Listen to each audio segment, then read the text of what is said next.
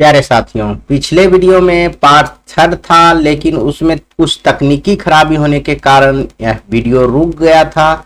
System ही बैठ गया था, बोर्ड बंद हो चुका था, इसलिए पूरा चैप्टर समाप्त नहीं हो सका था। इसके लिए मैं क्षमा प्रार्थी हूं।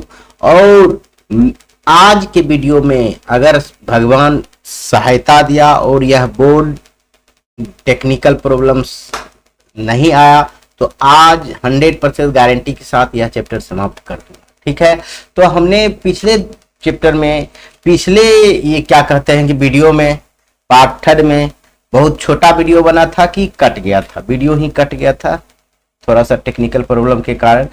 यहाँ पर छोड़े थे समांतर श्रेणी संयोजन क्या था, इसको हम पढ़ रहे थे। आप नहीं देखे हैं तो जाकर देख लेंगे, यहाँ से हम लोग पढ़ रहे थे। आज फिर यहीं से स्टार्ट करते हैं, समझ गए। आज फिर हम लोग क्या करेंगे, यहीं से स्टार्ट करेंगे समांतर क्रम संयोजन। और हमने इसके पहले आपको बता चुका हूं कि श्रेणी क्रम संयोजन क्या होता है और समतुल्य प्रतिरोध के लिए व्यंजक कैसे प्राप्त करते हैं वह हम बता चुके हैं। अब आज हम पढ़ेंगे समांतर क्रम संयोजन क्या है या पार्श्वबद्ध संयोजन क्या है और इसका व्यंजक कैसे प्राप्त करेंगे वह हम आपको बहुत ही आसानी से अभी बताने वाले हैं। तो हम आपको यह बता देते हैं समांतर क्रम संयोजन होता क्या है। जब दो, या देखिए यह जो है, यह देखिए यह आपका बना हुआ फिगर, आपका यह विद्युत धारा का विद्युत परिपथ है। इसमें आई धारा प्रवाहित हो रहा है, तो इसमें देखिए धारा यहाँ भी आ रहा है, तो I2 I3 यहाँ कहिए I2 I, यहाँ धारा जो है ना अलग अलग प्रवाहित होगा क्योंकि यह जो है समांतर क्रम में जुड़ा हुआ है। देखिए क्या होता है, पहला प्रतिरोध, दूसरा प्रतिरोध, तीसरा प्रतिरोध का प्रथम सिरा एक बिंदु पर और तीनों प्रतिरोध का दूसरा सिरा एक बिंदु पर आकर मिले, उसे हम कहते हैं समांतर प्रतिरोध, समांतर क्रम संयोजन कहते हैं। वही चीज लिखा हुआ, जब दो या दो से अधिक प्रतिरोध, दो से अधिक तीन प्रतिरोध है, पहले सिरा या छोर को एक बिंदु पर तथा दूसरे छोर को एक साथ एक बिंदु पर जोड़ दिया जाता है, तो इस प्रकार वाले संयोजन को हम क्या कहते हैं, समांतर क्रम संयोजन कहते हैं या पार्श्वबद्ध संयोजन कहलाता है। इसमें विद्युत का मान सभी प्रतिरोध में अलग होता है, इसमें विद्युत का मान सभी प्रतिरोध में अलग अलग होता है, समझ गए, एक साथ नहीं होता है। इतना बात याद रखेंगे, परिभाषा देना तो बहुत आसान है। समांतर क्रम प्रतिरोध, समांतर क्रम संयोजन क्या हो, समांतर क्रम का जो संयोजन होगा वह कहीं से होगा प्रतिरोध का संयोजन। तो हम कह सकते हैं पहला प्रतिरोध का और दूसरा तीसरा प्रतिरोध, तीनों प्रतिरोध का पहला बिंदु एक बिंदु पर और अंतिम बिंदु, अंतिम सिरा एक बिंदु पर जाकर जमा हो या मिलता हो, उसे हम क्या कहते हैं, समांतर क्रम संयोजन कहते हैं। बस इतना बात याद रखेंगे। अब हम लोग इसके लिए व्यंजक प्राप्त करेंगे, तो हम पहले फिगर आपको बना देते हैं, एक छोटा सा फिगर बना लेते हैं आपके लिए। मान लेते हैं यह एक बिंदु है, देखिए यहाँ पर हम प्रतिरोध लगा दिए, फिर हम यहाँ पर एक प्रतिरोध लगा देते हैं, फिर हम ऐसे करके एक प्रतिरोध लगा देते हैं। यह भी तीनों बिंदु आकर एक बिंदु पर मिलेगा अंतिम सिरे पर। यहाँ पर एक बैटरी लगा देते हैं, लगा दिए। ये विद्युत धारा जा रहा है, समझ ली, इतना समझिए। यह बैटरी है, यह देखिए इसमें प्रतिरोध है R1 R2 R3 हो गया।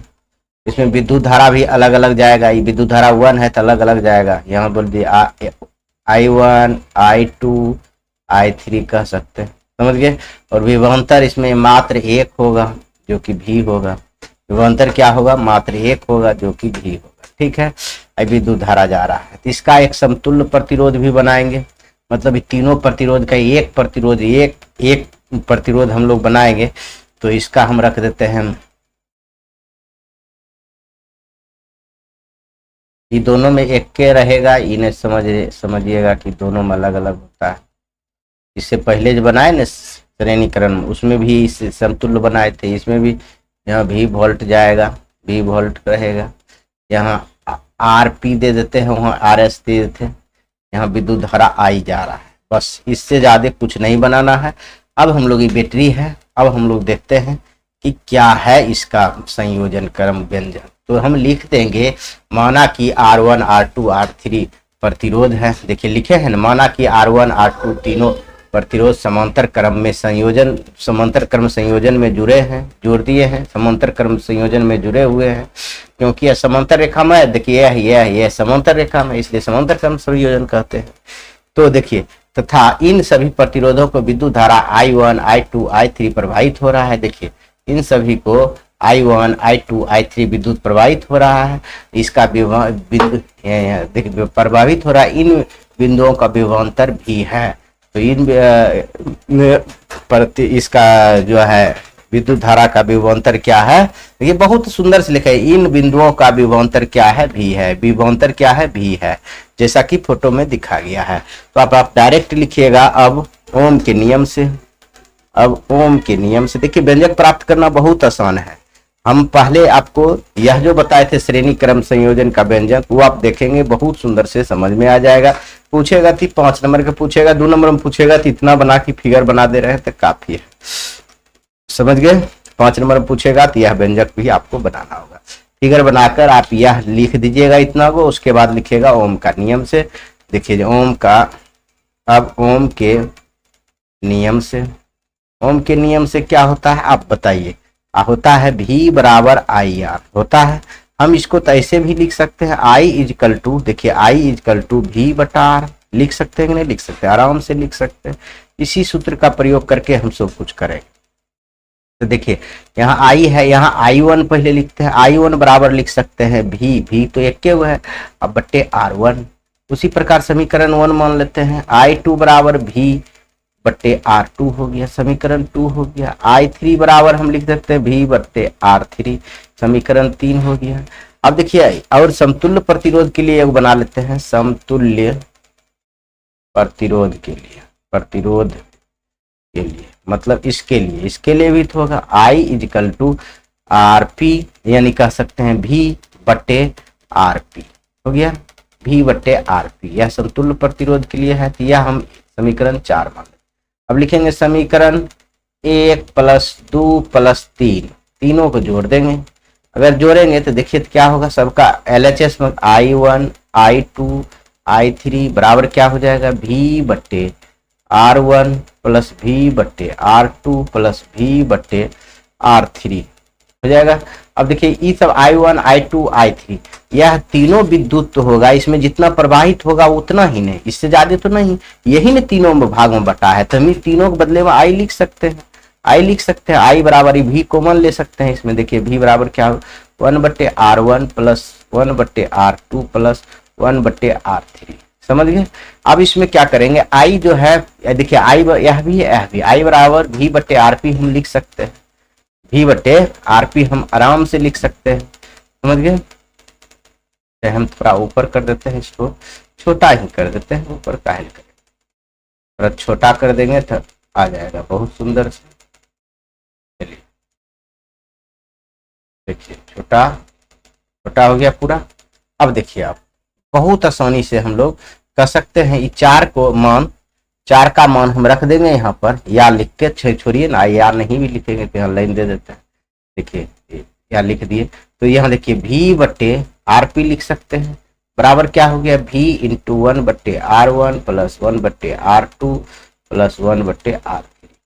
तो यह जो है V कट गया, तो फाइनली क्या हो गया, 1 बट्टे RP बराबर 1 बट्टे R1 + 1 बट्टे R2 + 1 बट्टे R3। यही आपका फार्मूला हो गया समांतर क्रम संयोजन का।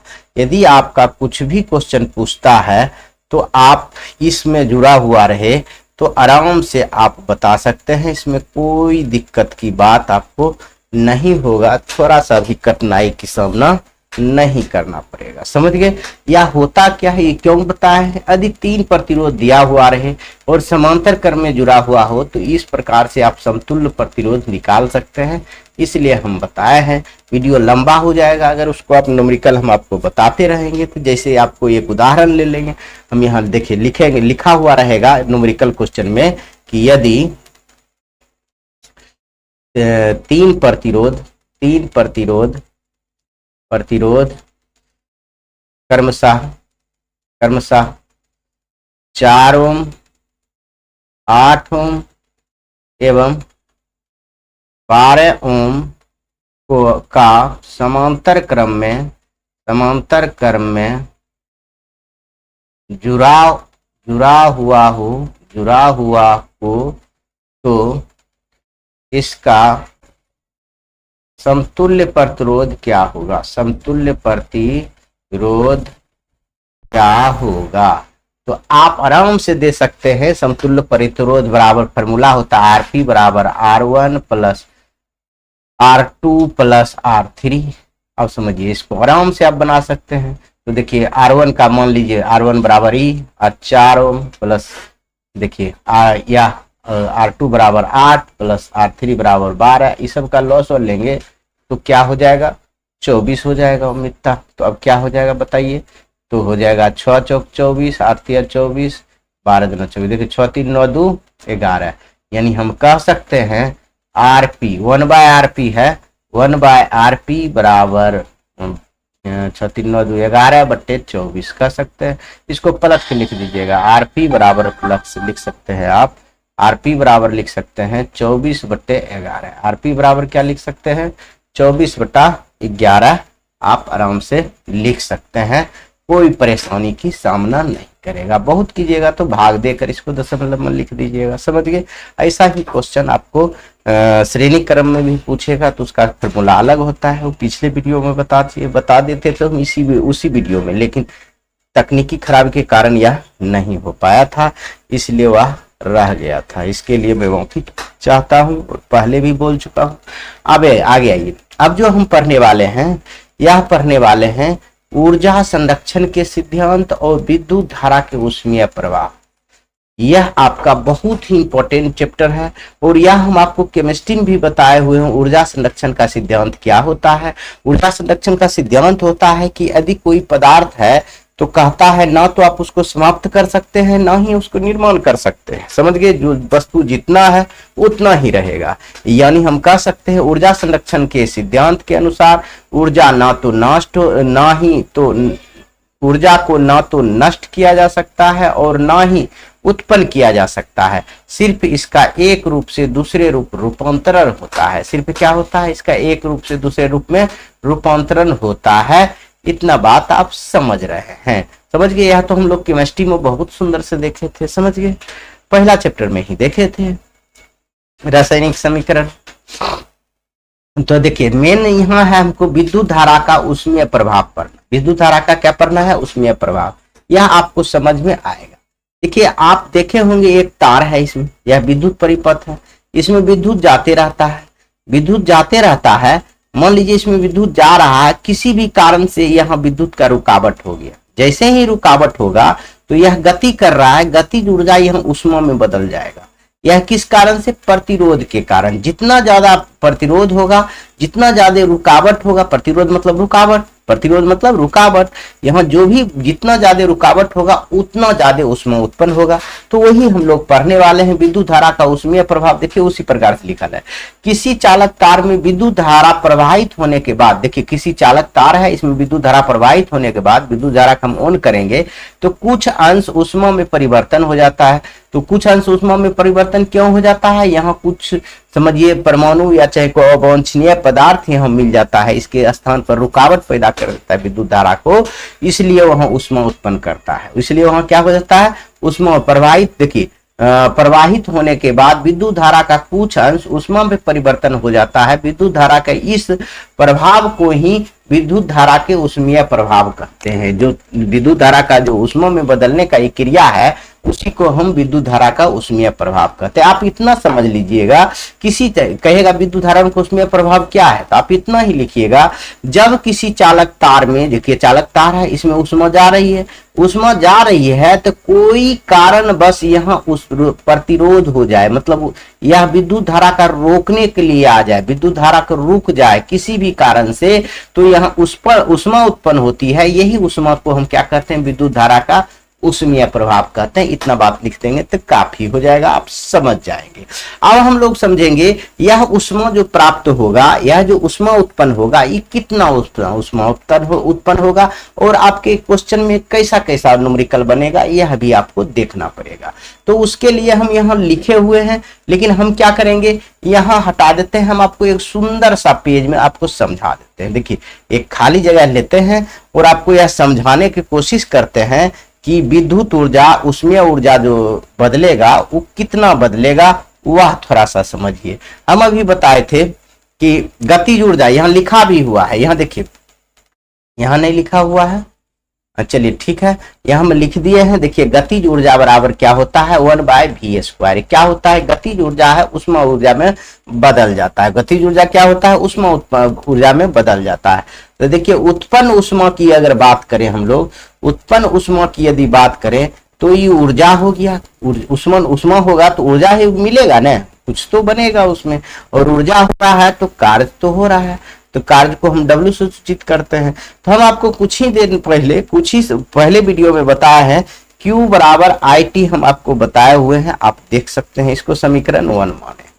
और हम विभवांतर बराबर भी बताए हैं, W यानी जूल बटे कूलम, यानी आवेश, जूल बटे आवेश हम बताए हुए हैं, W बटे Q बताए हुए हैं। इसी को हम अगर W कर दें, W बराबर कर दें, ऐसे W बराबर कर दें, तो हम कह सकते हैं VQ। क्या कह सकते हैं, VQ। इसी सूत्र को लेकर हम लोग चलेंगे। तो अब समीकरण 1 जो माने हैं वहां पर देखिए, अभी हम निकालेंगे सूत्र इसका, यह जो है कार्य का सूत्र निकालेंगे। आपको बहुत अच्छा से यह बता देंगे, अगर दो चीज दिया हुआ रहे तो कितना ऊष्मा उत्पन्न होगा, प्रतिरोध दिया हुआ रहे, समय दिया हुआ रहे, तो कैसे आप न्यूमेरिकल बनाएंगे, उसके लिए यह बहुत जरूरी है। तो देखिए, हम ऐसे लिख दिए। उसके बाद हम क्या लिखेंगे, समीकरण 1 से। देखिए, समीकरण 1 में क्या है, ए है, Q बराबर IT है। अच्छा है, समीकरण 1 से लेंगे तो समीकरण 1 से पहले हम ई देखिए, W बराबर VQ है। तो यहाँ देखिए, Q का मान हम ई रख देंगे, Q का मान यहाँ है ना, W बराबर VIT, यानी यह एक फॉर्मूला हो गया। मतलब ऊष्मा का, यह ऊष्मा को ही या कार्य कहिए, कार्य का यह फॉर्मूला हो गया। जो उत्पन्न ऊष्मा का यह क्या हो गया, फॉर्मूला हो गया। पहला फॉर्मूला आपका ये हो गया, पहला फॉर्मूला आपका ये हो गया। फिर हम लिखेंगे ओम के नियम से, ओम के नियम से। ओम के नियम से क्या होता है, आप जानते हैं, V बराबर IR होता है। आप समझिए, V बराबर IR होता है। तो सुनिए, अब हम लोग क्या करेंगे, V के स्थान पर यह IR रख देंगे, V के स्थान पर क्या रख देंगे, IR रख देंगे। बहुत आसानी से यहाँ हो जाएगा IT, यहाँ क्या हो जाएगा, IT। यह ध्यान रखेंगे, T है, यह T है, क्या होगा, IT। तो यहाँ फ्रेश में हम लिख देते हैं, यदि यह सूत्र लेते हैं, V बराबर VIT, W बराबर VIT, तो V का स्थान पर यहाँ लिख सकते हैं I into IT, I into IR into IT। ठीक है, तो क्या हो गया, I स्क्वायर RT। अब क्या हो जाएगा, W बराबर I स्क्वायर RT। यह सूत्र बहुत ही इंपॉर्टेंट होगा, आगे चलकर हम लोग यूज करेंगे। यह सूत्र दूसरा सूत्र है, यह बहुत आपका, यह कार्य बराबर यानी ऊष्मा बराबर, यह आपको याद रखना होगा। समझ गए। तो अब हम इसका फिर लिखेंगे एक बार ओम के नियम से, ओम के नियम से तीसरा सूत्र निकलेगा, ओम के नियम से। तो ओम के नियम क्या होता है, V बराबर IR, तो IR, V बराबर IR, तो हम इसको लिख सकते हैं I बराबर V बट्टे R, लिख सकते हैं I बराबर V बट्टे R। तो I के स्थान पर हम लोग V बट्टे R लिख देंगे, तो क्या हो जाएगा, V स्क्वायर RT बट्टे R, R स्क्वायर V बट्टे, अब देखिए R कट गया, एक R, तो क्या हो जाएगा, W बराबर फिर V स्क्वायर T बट्टे R, V स्क्वायर T बट्टे R। यह आपका तीसरा फॉर्मूला हो गया, बहुत ही सुंदर से। और एक चीज इसमें याद रखिएगा, W बराबर हीट यानी कार्य बराबर ऊष्मा हम लिख सकते हैं, क्योंकि यहाँ ऊष्मा बराबर कार्य लिखे हैं तो ऊष्मा बराबर कार्य नहीं लिख सकते हैं। जब W का यह फॉर्मूला है तो H बराबर भी हम यह फॉर्मूला लिख सकते हैं, H बराबर W बराबर VIT है, तो H बराबर VIT हो गया, इसका भी एक फॉर्मूला हो गया। दूसरा यह भी H बराबर हम लिख सकते हैं I स्क्वायर RT लिख सकते हैं। तीसरा यह भी लिख सकते हैं H बराबर क्या लिख सकते हैं, V स्क्वायर T बट्टे R। समझिए, यह तीनों फॉर्मूला आप याद रखेंगे तो ताकि आपका ऑब्जेक्टिव बन सके बहुत ही सुंदर से, लाजवाब तरीके से। समझ गए? इतना बात आप याद रखेंगे तब तो ठीक है, नहीं याद रखेंगे तो दिक्कत है। समझ गए? इतना बात आप याद रखेंगे, क्योंकि आपको यहां जानते हैं कहेगा कितना ऊष्मा उत्पन्न हो गया, कैसे पूछेगा, कहेगा कि विद्युत धारा का मान यदि 4 एम्पियर है और समय 2 घंटा में चाहे 2 मिनट में 3 वोल्ट का विभवांतर होता है, तो 3 वोल्ट का विभवांतर होता है तो कितना ऊष्मा उत्पन्न करेगा यह बताइए। तो यह सूत्र लगाएंगे, यदि यह सूत्र कहेगा तो यह सूत्र भी लगाइएगा। आप सोच सोच कर यहाँ से आप यह सूत्र लगाइएगा, ये तीनों सूत्र, और आगे चलकर यह सूत्र का हम बहुत प्रयोग करेंगे। अभी जूल के नियम बनाएंगे, इसलिए यह सूत्र तो आप याद रखिएगा, H बराबर I² RT, या हम कह सकते हैं W बराबर I² RT, यह याद रखेंगे। ठीक है, तो आगे चल के देखिए, आगे हम पढ़ेंगे वही सबसे इंपॉर्टेंट चीज, जूल का नियम। क्या पढ़ेंगे? जूल का नियम, जूल का ऊष्मीय नियम पढ़िएगा। क्या है? जब किसी चालक तार से विद्युत धारा प्रवाहित होता है तो उस चालक में प्रतिरोध के कारण ऊष्मा की उत्पत्ति होती है। इस ऊष्मा के बारे में एक नियम को प्रतिपादित किया जिसे जूल का ऊष्मीय नियम कहते हैं। देखिए, हम कूलम का नियम पहले पढ़ाए थे, तो कूलम ने आवेश के बारे में कुछ बोला था। उसके बाद हम क्या बताए थे, बताइए? ओम का नियम। उन्होंने क्या बताया था? विभवांतर के बारे में संबंध बताया था। यहाँ जूल महोदय ने ऊष्मा के बारे में कुछ बता रहा है। एक ही चैप्टर में 3 आदमी का नाम और 3 नियम आपको इंपॉर्टेंट है, याद रखिएगा। ये चौथा चैप्टर आपके लिए यह मोस्ट इंपॉर्टेंट है।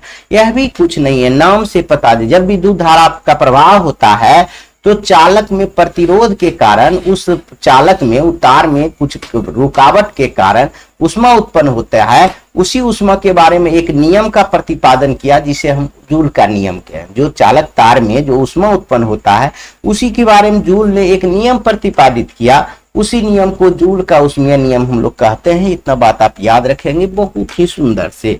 इस नियम के अनुसार देखिए, यह 3 नियम दिया था। इस नियम के अनुसार आप आराम से पढ़ सकते हैं। देखिए, इनका नियम जो पहला है इतना आसान नियम है कि कहेगा कि ऊर्जा हीट जो होता है न, ऊष्मा जो होता है न, समानुपाती होता है विद्युत धारा के वर्ग के। समझ गए? तो और इसमें दो चीज हम बताए थे। एक फॉर्मूला आपको हम बताते हैं, H बराबर हम लिखाए थे कुछ ही देर पहले I² RT लिखाए थे, यही फॉर्मूला पर बेस। इसमें देखिए, ऊष्मा जो है विद्युत धारा के वर्ग के होता है, तो यहाँ जो है R और T बचता है, R और T बचता है। R और T यानी प्रतिरोध और समय नियत होगा, प्रतिरोध और समय नियत, पहला नियम हो गया। और ऊष्मा जो है अगर क्या कहते हैं कि प्रतिरोध का समानुपाती होगा तो यहाँ I और T क्या होगा? नियत होगा। यहाँ I and T नियत होगा। और तीसरा इसका है नियम, अगर यह समय का समानुपाती हो तो इसमें होगा I और R नियत होगा, I और R नियत होगा। यही तीनों आपका यह नियम है ऊष्मा का जूल का ऊष्मीय नियम। समझ गए? पहला नियम आपका यहाँ है, किसी चालक तार में उत्पन्न ऊष्मा उस बालक नहीं, यह चालक होगा, उस चालक तार से प्रवाहित होने वाली विद्युत धारा के वर्ग के समानुपाती होता है। विद्युत धारा के वर्ग मतलब स्क्वायर। देखिए, विद्युत धारा के वर्ग के स्क्वायर के बराबर होता है और R और T नियत रहेगा। यह बात आप समझ सकते हैं। इसको उदाहरण लेकर भी आप समझ सकते हैं। समझ गए? इसको उदाहरण लेकर भी आप समझ सकते हैं, बहुत ही आसान से उदाहरण लेकर समझ सकते हैं। यानी H जो है, देखिए हम आपको बताने की कोशिश कर रहे हैं। यानी पहला नियम करे H समानुपाती I² है। समझ गए? यहाँ और क्या है बताइए? और है R और T नियत रहेगा। R और T क्या रहेगा? नियत रहेगा, यानी फिक्स रहेगा। तो इसमें आपको अगर चेक करना है तो तीनों का मान रख के देखिए। हम I बराबर 2 ओम ले लिए, 2 एम्पियर ले लिए, ओम नहीं होता है, एम्पियर होता है। प्रतिरोध बराबर हम ले लेते हैं 4 ओम और समय बराबर ले लेते हैं 10 सेकेंड। समझ गए? 10 सेकेंड, क्योंकि मिनट में लेंगे फिर तो सेकेंड बनाना ही होगा, क्योंकि हमेशा सेकेंड का हम यूज कीजिएगा ना कि मिनट के। अब हम ये फार्मूला आपको जो बताए थे, यह जो फार्मूला बताए थे W बराबर आई स्क्वायर बटे आर सी वही प्रयोग कीजिएगा। डब्ल्यू बराबर I square R T, R T.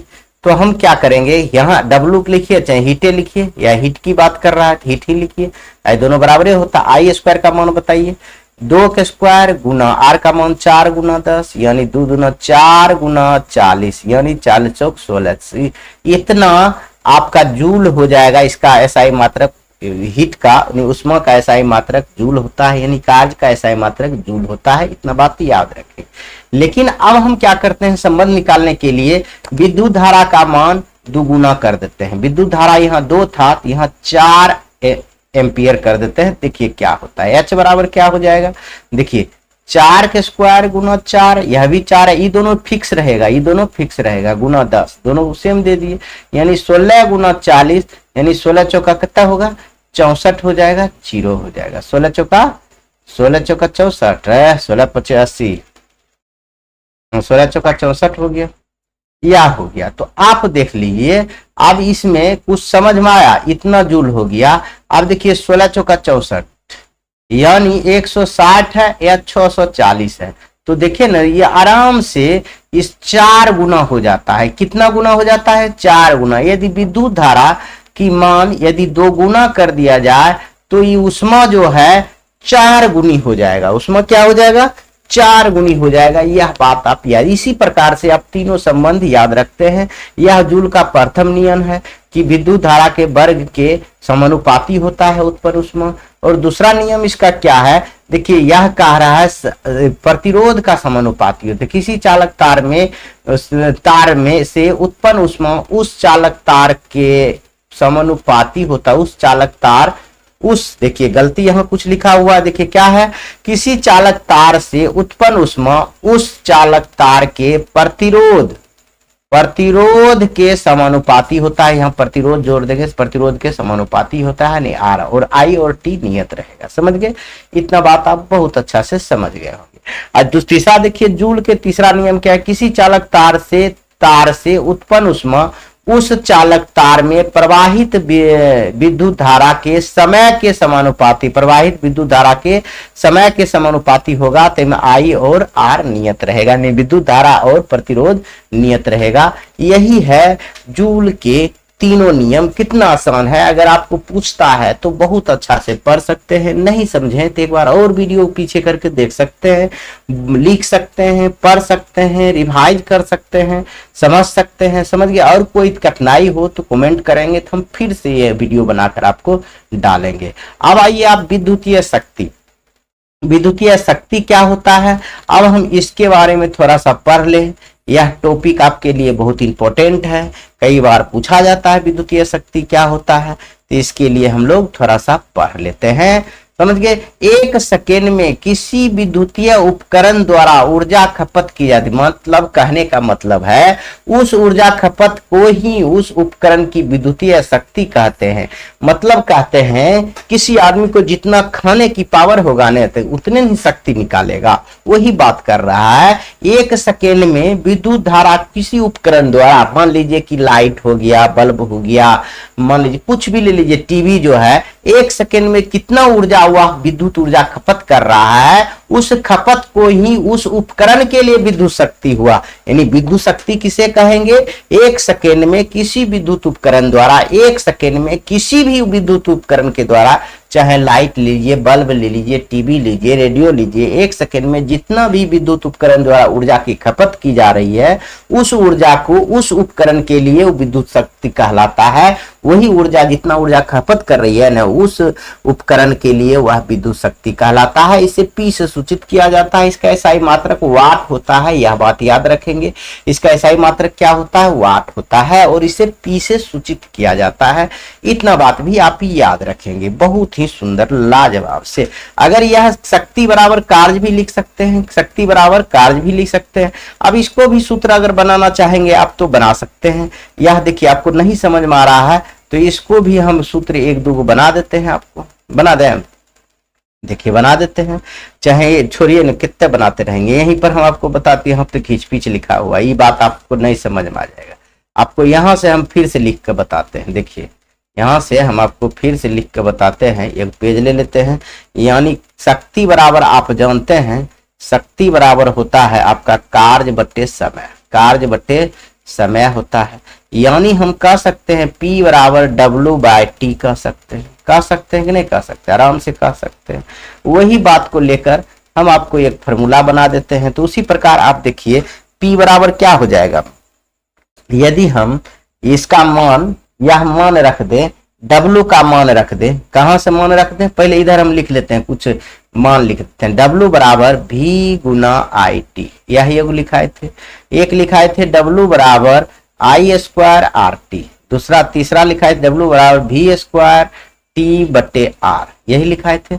अब ये तीनों में से देखिए हम आपको बताना चाह रहे हैं, P बराबर हम क्या लिख सकते हैं, W के स्थान पर क्या लिख सकते हैं, बोलिए। P बराबर VI लिख सकते हैं, देखिए ना क्या लिख सकते हैं, यह लिख दें P बराबर W बराबर यह हम लिख सकते हैं, तो यहाँ लिखेंगे W बराबर VIT बटे T, तो यह TT कट गया, तो हम फाइनली P बराबर लिख सकते हैं T सिर्फ कटा, I नहीं कटा, तो VI। तो यानी एक तो फॉर्मूला ही हो गया, पावर बराबर विद्युतीय शक्ति बराबर यह हो गया।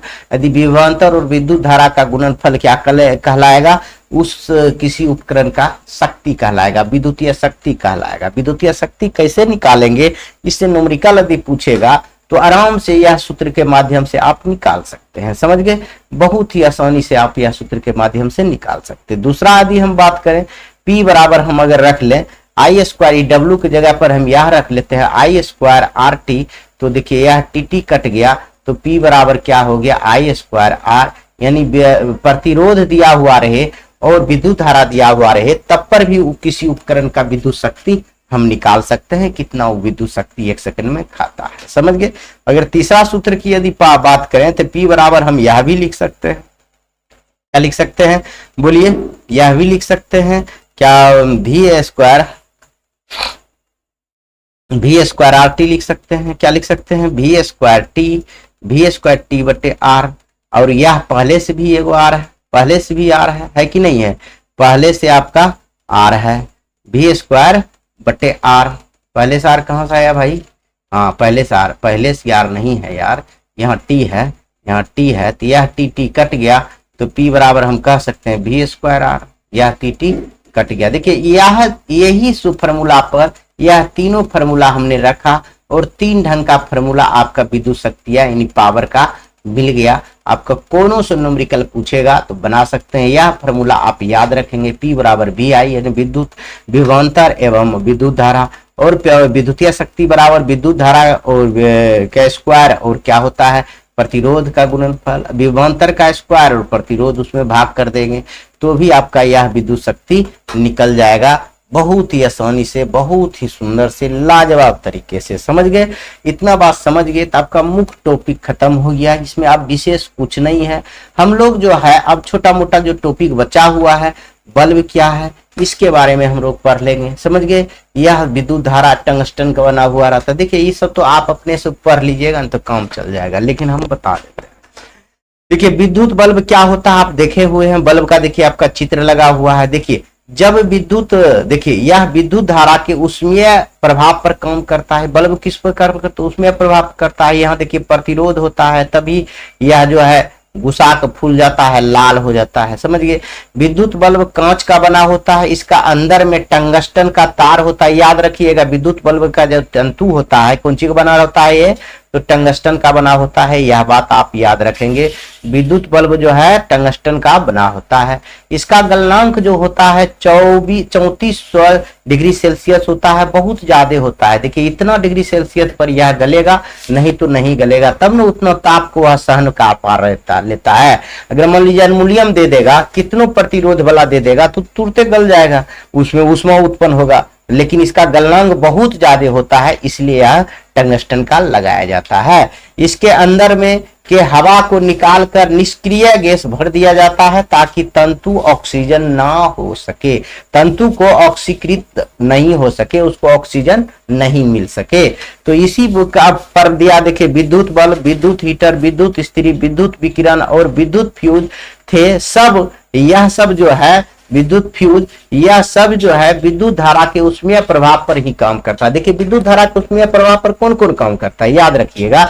बल्ब भी विद्युत धारा के ऊष्मीय, आप हीटर देखे होंगे वह भी, स्त्री जो आयरन करते हैं वह भी उसी पर काम करता है, विद्युत विकिरण भी वही काम करता है, विद्युत फ्यूज भी वही काम करता है। मतलब वह सब जो है ना विद्युत धारा के ऊष्मीय प्रभाव पर ही काम करता है। जूल का नियम बताए हैं, वह ऊष्मा के बारे में ही बताए थे, वही पर यह सारा काम करता है, आप याद रखेंगे। आगे आइए दूसरा देखेंगे, विद्युत हीटर, यह भी उसमें विद्युत धारा के ऊष्मीय प्रभाव पर काम करेगा। यह भी लिखिए, यह चीनी मिट्टी के खांचे में लपेटा हुआ वक्र आकार का धातु होता है जो नाइक्रोम का बना होता है। यह विद्युत धारा के ऊष्मीय सिद्धांत पर कार्य करता है। इसका गलनांक काफी उच्च होता है, इसलिए सिद्धांत पर इसी सिद्धांत पर वायरल भी बनाए जाते हैं। विद्युत हीटर का तार मिश्र धातु से बना होता है। विद्युत हीटर का तार किससे बनाया होता है, मिश्र धातु से बनाया होता है, मतलब दो धातु से मिलकर बनाया होता है। मिश्र मतलब क्या होता है, दो धातु से मिलकर बना, जैसे निकेल और क्रोमियम को मिलाकर नाइक्रोम का बना होता है। यह दोनों मिलाकर विद्युत हीटर का तार बनाया जाता है। आप याद रखेंगे कि कहेगा विद्युत हीटर का जो तार है कौन कौन चीज का मिश्रण है, यानी कौन मिश्रण है, तो आप निकेल और क्रोमियम का मिश्रण आप कहेंगे तो नाइक्रोम उसको हो जाता है, समझ गए। आगे आएंगे विद्युत इस्त्री, जिसको हम आयरन कहते हैं। यह उपकरण विद्युत धारा के ऊष्मीय प्रभाव पर कार्य करती है। इसमें नाइक्रोम का पतला पत्ती होता है जिसके ऊपर के नीचे आवरक का प्लेट लगा होता है। इसका गलनांक बहुत कम होता है। देखिए यह क्या देख रहे हैं, यह नीचे वाला देख रहे हैं ना, यह तो होता है आपका अथी का नाइक्रोम का, लेकिन इसके ऊपर में क्या होता है, आवरक का प्लेट लगाया जाता है ताकि यह ऊष्मा यहाँ तक नहीं आवे, हत्था पर यह ऊष्मा नहीं आवे, समझ गए, इसलिए लगाया जाता है। अब देखिए विद्युत विकिरण क्या है, यह उपकरण विद्युत धारा के ऊष्मीय सिद्धांत पर कार्य करती है। इसमें चीनी मिट्टी का एक बेलन होता है जिस पर नाइक्रोम का तार लपेटा हुआ रहता है। इसका गलनांक उच्च होता है। इसका गलनांक क्या होता है, उच्च होता है। थोड़ा सा याद रख लेंगे, इसको 2 नंबर में पूछा गया। अब विद्युत फ्यूज आप तो जानते होंगे, देखिए एक फ्यूज ऐसा होता है आपके घर में जो है ऐसा लगा हुआ रहता है, याद रखेंगे। यह एक सुरक्षा युक्ति है जो अति भारण मतलब अधिक जब वोल्टेज आ जाएगा तब एवं लघु पतन जैसे घटनाओं से बचाता है। घर में आपको ज्यादा वोल्टेज आ जाएगा तो यह उड़ जाएगा, आपका पंखा सब कुछ बच जाएगा, समझ गए। इसमें तांबा तथा टीन या सीसा तथा टीन मिश्र धातु का प्रयोग किया जाता है। प्रयोग 2 बार है, प्रयोग किया जाता है, जिसका गलनांक बहुत कम होता है। इसका गलनांक बहुत कम होता है, जैसे ही थोड़ा सा वोल्टेज आता है यह उड़ जाता है, जल जाता है। आप दूसरा लगा लीजिए, पूरे घर सुरक्षित रहेगा, समझ गए। यह बहुत आसान है। आगे हम अति भारण समझेंगे। अति भारण समझ लेते हैं थोड़ा सा। यह एक ऐसी घटना है जिससे एक ही समय में बहुत सारे शक्तियां विद्युत उपकरण को किसी विद्युत परिपथ में जोड़ दिया जाता है तो उस परिपथ में आवश्यकता से अधिक विद्युत धारा को प्रवाहित हो जाती है, जैसे विद्युत हीटर, वाटर विद्युत इस्त्री, फ्रिज, टीवी इत्यादि। अगर एक ही में जला देंगे तो उसमें देखिए ओवरलोड हो जाएगा। ओवरलोड को ही अति भारण कहते हैं, इतना बात समझ लीजिए। लघु पतन क्या है, जब किसी कारणवश ठंडा तार या गर्म तार एक दूसरे के संपर्क में आ जाते हैं तो परिपथ में प्रतिरोध का मान घटने के कारण सबसे आवश्यकता से अधिक विद्युत धारा प्रवाहित होने लगता है, समझ गए। आवश्यकता से अधिक विद्युत धारा प्रवाहित कब होगा, जब ठंडा गर्म एक साथ सट जाएगा, उसी को हम लघु पतन कहते हैं, इतना बात याद रखेंगे। जब मानव शरीर में भींगा हुआ नहीं रहता है तो उसका प्रतिरोध लगभग 3000 ओम होता है। भीगे हुए शरीर में मानव शरीर का प्रतिरोध 200 से 300 ओम होता है। भीगा हुआ शरीर रहेगा तो कम रहेगा और भीगा हुआ नहीं रहेगा तो 30,000 रहेगा, समझ गए। प्रतिरोध याद रखेंगे। अब आइए, अब मात्र 2 क्वेश्चन है, हम लोग बस पूरा चैप्टर समाप्त करेंगे। घर के विद्युत परिपथ में कौन कौन सी खराबियां उत्पन्न होती है यह बताइएगा। तो लिख दीजिएगा, घर के विद्युत परिपथ में निम्नलिखित खराबियां होती है। घर में जो विद्युत लगा हुआ रहता है क्या क्या खराबी होगा लिखना है आपको। तो एक नंबर में लिख दीजिएगा, चाहे क नंबर में लिख दीजिएगा कि तार का पुराना होना, वह भी खराबी हो सकता है। 2 नंबर में ढीला संयोजन हो, जोड़ जो हो ढीला होता है। स्विच का खराब हो जाना, यह भी एक होता है। ख्वा कर दीजिए, ग्वा कर दीजिए, घ्वा कर दीजिए, अंगवा कर दीजिए, 5 काफी है। उपकरण की खराबी भी हो सकता है, संयोजित तार का खुला रह जाना हो सकता है, खुला रहेगा तो समझिए उसमें ऑक्सीजन का संपर्क में आएगा, जंग लग जाएगा, फिर वह आपको विद्युत खराबी हो जाएगा, लाइन सप्लाई बढ़िया से नहीं करेगा, समझ गए। अब विद्युत धारा, विद्युत में विद्युत खतरा से बचने का क्या क्या उपाय है यह भी हम आपको बता सकते हैं। यह नीचे का जो है ना पोर्शन आपको कोई देखना नहीं है, यह नीचे का आपका 6-7 आपको कोई जरूरी नहीं है देखना, 5 ही आप याद कीजिए, नहीं तो कहिएगा 7 कर देते हैं, याद भी नहीं होता। आप 5 याद रखिए बस, ज्यादा उससे कुछ याद नहीं रखिए, समझ गए। मात्र 5 पर ध्यान दीजिए, उससे ज्यादा आपको ध्यान भी नहीं देना है। देखिए क्या है, विद्युत खतरा से बचने के निम्नलिखित उपाय है, आप देख सकते हैं। किसी भी प्रकार का खतरा होने से परिपथ का मेन स्विच बंद कर देंगे, आपका कोई खतरा नहीं होगा। संयोजन कसा हुआ होना चाहिए, आपको खतरा मतलब जोड़ जो है बहुत ही अच्छा से टाइट होना चाहिए, तभी खतरा नहीं होगा। संयोजन के जगह अर्धचालक पदार्थ से ढका होना चाहिए, मतलब संयोजन जहां जोड़ आप कर रहे हैं बिजली में, वहां जो आपका टैप लगा हुआ होना चाहिए बढ़िया से, ताकि उसको उसमें हवा नहीं जाए, तो उसमें जंग नहीं पकड़े, तो अच्छा आपको विद्युत से खतरा नहीं उत्पन्न होगा। जब भी किसी विद्युत परिपथ का मरम्मत करना हो तो हाथ में रबर के दस्ताने एवं पैर में जूता चप्पल अवश्य होना चाहिए। मतलब विद्युत ठीक कर रहे हैं आपको तो उसमें आपका चप्पल जूता होना चाहिए और हाथ में दस्ताना होना चाहिए रबर का, तभी आप सही कीजिए, नहीं तो नहीं कीजिए, नहीं तो आपको खतरा हो सकता है। सही क्षमता वाले फ्यूज का प्रयोग करके परिपथ में करना चाहिए। जो परिपथ है विद्युत परिपथ, उसमें सही क्षमता का फ्यूज भी उसमें लगा कर रखना चाहिए। इतना बात याद रखते हैं तो आपका यह पूरी तरह से यह चैप्टर पूरा समाप्त हो गया है। इसके बाद हम लोग अगले चैप्टर पढ़ेंगे जिसका नाम है विद्युत धारा का चुंबकीय प्रभाव। यदि यह आप समझ रहे हैं तो नहीं समझे तो एक बार और वीडियो देख लेंगे और समझने की कोशिश करेंगे, तभी अगला चैप्टर और सुंदर से समझ में आ जाएगा। ऐसे तो वह चैप्टर अलग है, विद्युत धारा में जो चुंबकीय गुण होता है उसके बारे में हम लोग पढ़ेंगे, समझ गए। तो इसी के साथ वीडियो समाप्त करते हैं। जय हिंद।